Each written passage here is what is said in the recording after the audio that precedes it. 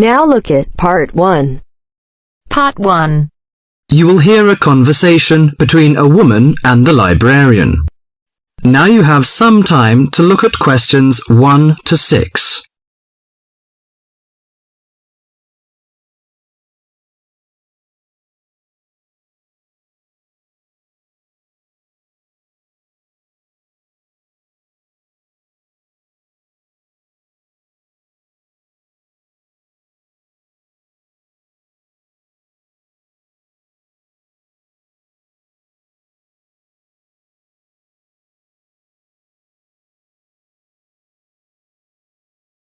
Now listen to the talk and answer the questions 1 to 6.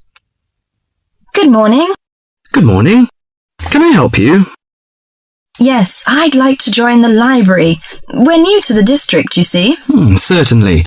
Well, all we need is some sort of identification with your name and address on it. Oh dear. We just moved, you see, and everything has my old address. Driving license, perhaps? No, I don't drive. Your husband's would do. Yes, but his license will still have the old address on it. Perhaps you have a letter addressed to you at your new house. No, I'm afraid not. We've only been there a few days, you see, and no one's written to us yet. What about your bank book? That's just the same. Oh dear, and I did want to get some books out this weekend. We're going on holiday to relax after the move, you see, and I wanted to take something with me to read. Well, I'm sorry, but we can't possibly issue tickets without some form of identification. What about your passport? What? Oh yes, how silly of me. I've just got a new one, and it does have our new address. I've just been to book our air ticket, so I have it on me. Well, that's all right. Your ticket will be ready soon. Okay, how many books am I allowed to take out? You can take 4 books out at a time, and you can also get 2 tickets to take out 3 magazines or periodicals.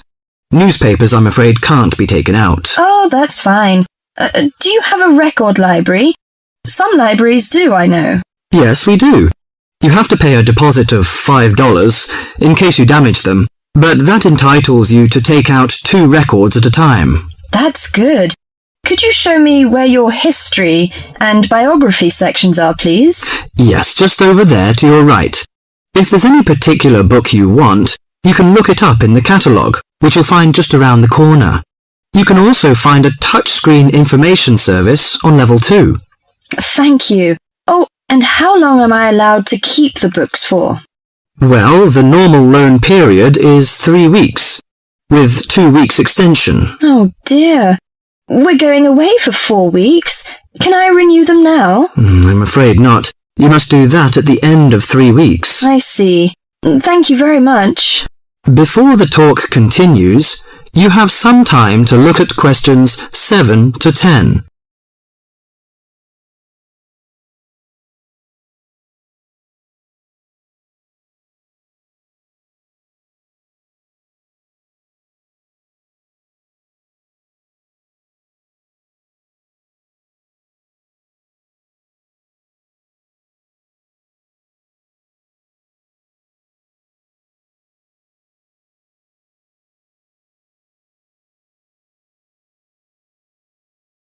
Now listen to the talk and answer the questions 7 to 10.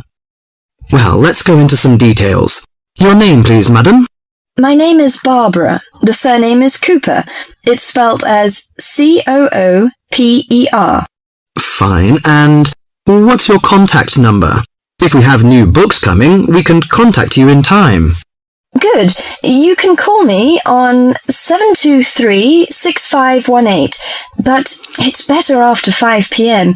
You know I have to work during the daytime. Do you need the office number? I don't think so. It's enough. Could you tell me the address? I lived in King Road, but of course you need my new address. It's 25 St. Mary Road, Hanwell. That's Hanwell. Is that right? Yes. Do you need the passport number? I just brought it with me. Here you are. Yes, thank you. The number of your passport is G5798 0942. OK, and your ticket is ready. The number is M930123. Thank you. Could I take a look around and check out some books? Of course, as you like. That is the end of part 1. You now have half a minute to check your answers.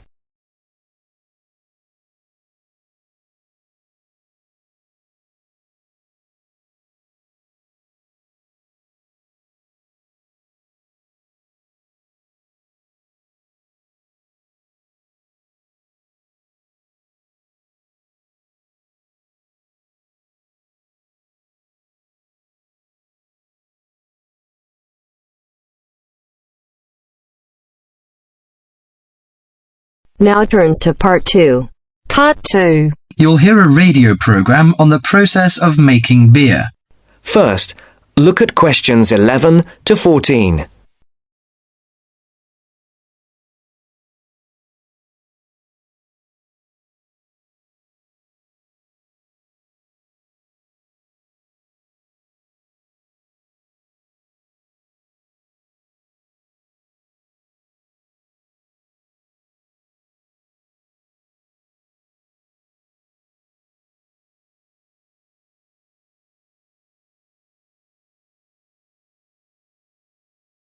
Listen carefully and answer questions 11 to 14.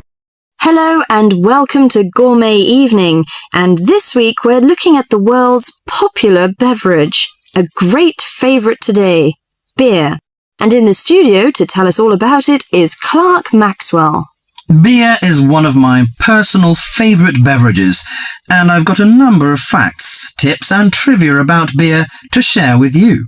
So, who invented beer and when? What is beer made of? Actually, historians are not entirely sure when beer was invented, but they guess that beer was created accidentally by early nomadic tribes roughly 10,000 years ago. The 4 primary ingredients are malt, hops, yeast and water. Malt, which gives the beer a sweet taste, is made from barley soaked in water until its husks open and sprout. The sprouts are then dried and crushed. The small flowers of the hops vine are added partly because they taste bitter, helping balance the sweetness of the malt. Hops prevent the growth of bacteria that can spoil beer. Yeast is responsible for fermentation, which creates the alcohol and carbonation. Beer makers sometimes use additives or substitutes for malt or hops. Substitutes such as corn or rice can make a beer lighter or cheaper to produce.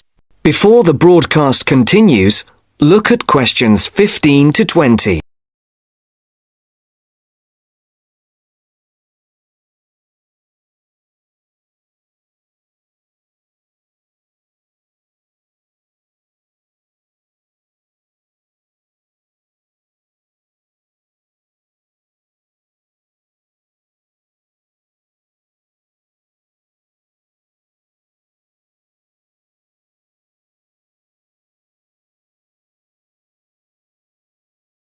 You will now listen to the second part of the talk.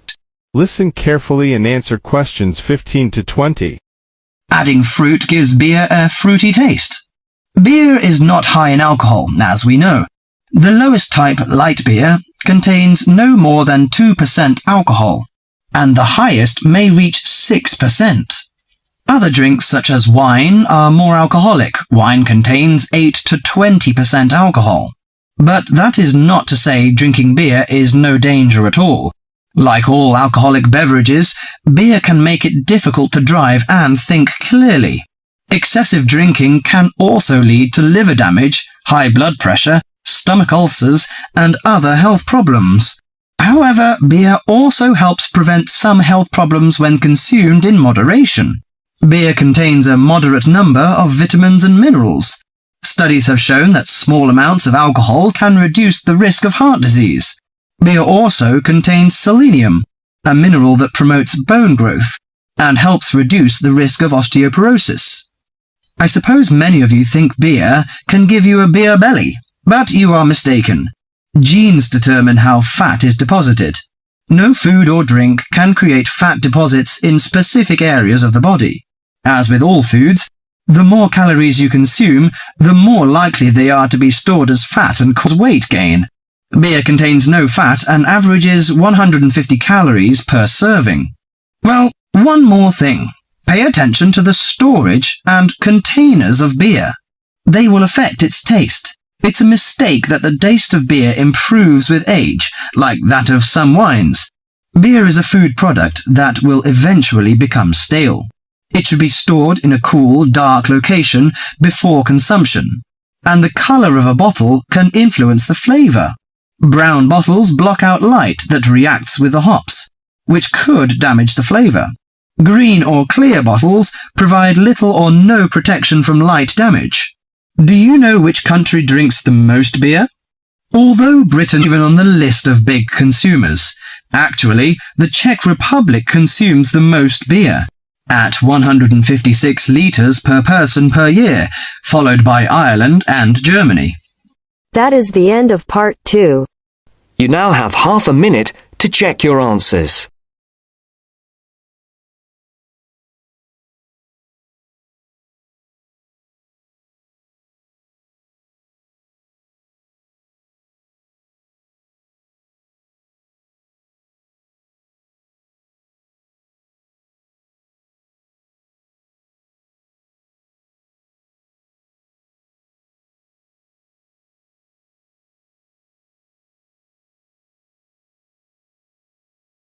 Now turns to part 3. Part 3. Listen to somebody giving a talk about how setting goals can help you achieve more. First, you have some time to look at questions 21 to 24.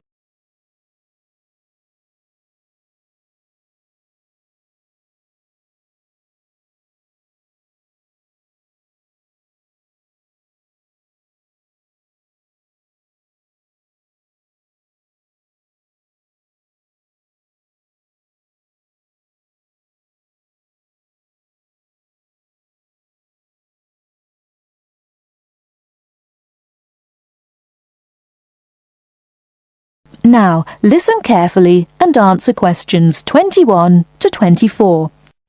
Good evening, everyone. It's good to see that so many people managed to make it. An achievement in itself when I'm sure you're all so busy. This evening, I'm going to talk with you about setting goals and how setting goals can help you understand what you really want to achieve. First, though, I'd like to start by saying what I think achievement actually means. I think some people think it's simply about being successful in a job or making money. But it certainly doesn't have to mean that. Achievement is simply accomplishing goals that you set for yourself, doing what you plan to do. And people might plan to do all sorts of different things. Achievement is about realizing your dreams. I would also like to say that to achieve, you must have belief. Belief that you can do whatever it is you want to do. There is more to achievement than simply wanting to do something. Anyone can say that they want something, but actually getting it is not so easy. To get it, you must believe that it is yours. Not having belief is the main reason that so many people do not achieve. If you really want something, you must talk and act like you already have it. Then you have belief, and then you will achieve. So, goal setting. Goal setting is about imagining the future and then turning the dream into a reality. Setting goals helps you to be clear about what you really want and helps you concentrate on getting what you want. Setting goals will help you see what is stopping you from knowing what's important. And because achieving goals makes you feel good, you will be more confident and succeed more easily. Goal setting is something that all achievers do, whether they are high flyers in business or successful athletes. It is important that you set both long-term and short-term goals. First, you need to have an idea of what you want from life. I call this the big picture.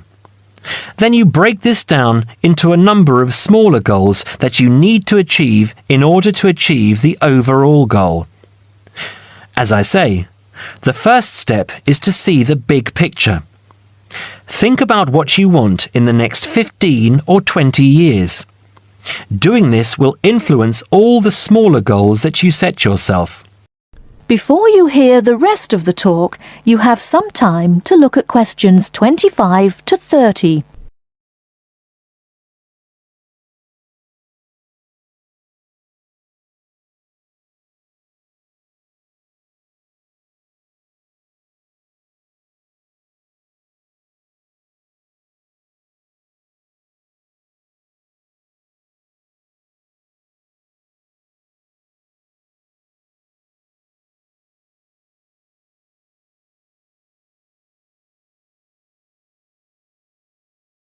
Now listen and answer questions 25 to 30.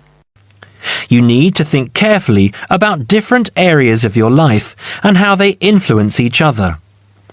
You should identify the important areas of your life and try to set goals in each of those areas. Here are the areas that most people want to focus on, but remember that everyone is different. First, think about your career.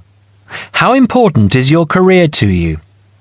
Do you want to be a manager or run your own business? Or are you happy working for other people? Connected to this is the financial side of your life. What sort of income do you want to have? Is wealth important to you? You need to think about long-term relationships. At what age do you hope to be married? Do you want to have children? How much time do you want to spend with the people you love? You need to think about your health and how that could change what you can achieve.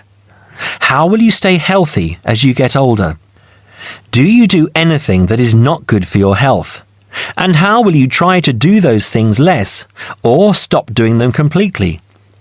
Finally, you need to think about your free time, your hobbies and interests. How much time do you want to have to do what you really enjoy? It is difficult to achieve goals in one area if you feel that you don't have the time to do the things that really make you happy. Now, when you have this overall picture, try to set yourself one goal for each area. Make sure the goals are what you really want and not what you think other people want from you. Of course, in life, it is important to make the people around you happy, but you must focus on what you want. Now, I will go on to talk about how to break your lifetime plan down into short-term goals. But first, does anyone have any questions about what I've said so far? That is the end of part 3. You now have half a minute to check your answers.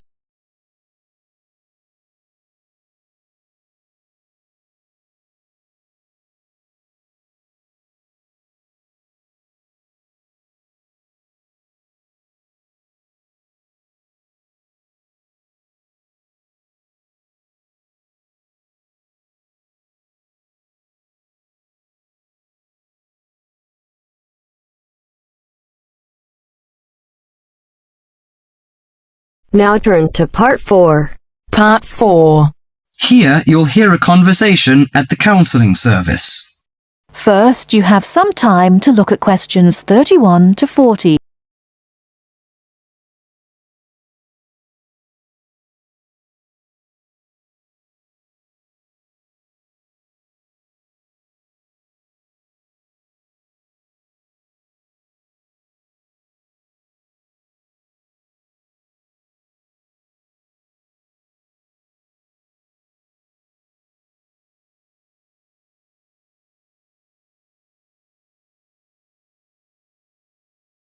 Now, listen carefully and answer questions 31 to 40.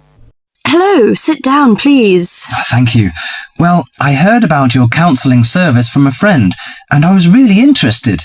You know, I'm a new student and I don't know how you work, and... Well, the primary task of our service is to enable you to become more effective in your life, inside and outside the university. I think counselling is valuable if you're feeling that your life has become out of balance in some particular way.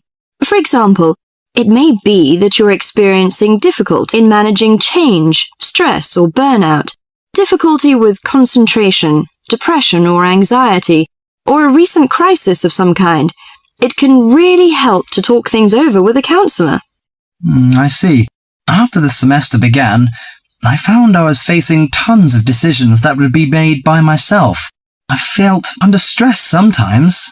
Yes, most new students have problems like yours. Just as I have said, it's a kind of being out of balance. Much of what we do is to help you get your thinking, feeling, behaviour, or perspective on life back into balance. We'll seek to help you focus on and understand more clearly the issues that concern you. But the issues are complex, I think.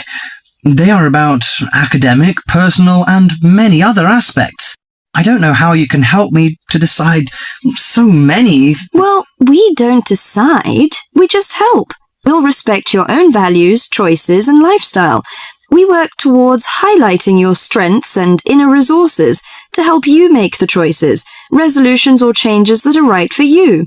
When you're feeling under pressure, it's easy to lose sight of the many strengths and inner resources that you have. You mean I have enough strength to solve the problems and make choices? That's absolutely right. You just lose sight of them sometimes. And it can also be helpful to talk through any difficult decisions or dilemmas with which you may be faced. You don't have to wait until you're in a crisis to come and seek help. Taking the time and space to reflect in the supportive, private and comfortable environment that the counselling service offers you is an effective way to move forward positively in your life. Is it possible if I prefer a separate waiting area? Yes, we'll take account of any special requests you may have to protect your confidentiality. The record of your name and other basic information is kept for statistical purposes. Any notes written down about you are identified by a number. No personal information is kept on the computer. How do I know what particular counselling I need to balance myself? Well, as you've noticed, when you approach the service for counselling, you will be offered an initial half-hour assessment interview with one of the counsellors. They can answer any questions you may have and help you to assess whether individual counselling is the best way forward for you. It is the initial assessment interview. If it is thought appropriate, a referral can be made to a variety of medical, therapeutic or psychiatric services in the community, or we can just begin weekly counselling sessions. How do I make an appointment if I need regular counselling? If you decide to proceed with regular counselling, you will be offered the first available appointment, often with a different counsellor. Each session would be for 50 minutes, and usually you would meet with your counsellor once a week. The average number of sessions that we see people is 5, but that can be extended. You can decide on your preferred time, early morning or late afternoon. It sounds pretty useful. I hope I can adapt to the new life with your help. You certainly will. Actually, going away to university is a time of transition and personal development. Evidence suggests that the vast majority of students who have been for counselling do find it a valuable experience. That is the end of part 4. You now have half a minute to check your answers.